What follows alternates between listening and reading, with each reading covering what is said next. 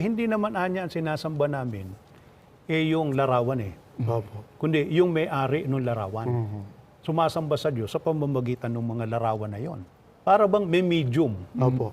Payag ba ang Diyos doon? Hindi ho payag ang Diyos to, kapatid Ano na katunayan?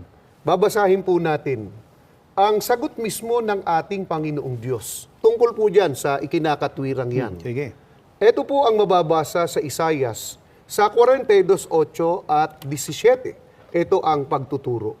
Ako ang Panginoon, na siyang aking pangalan, at ang aking kaluwalhatian ay hindi ko ibibigay sa iba, o ang aking mang kapurihan sa mga larawang inanyuan.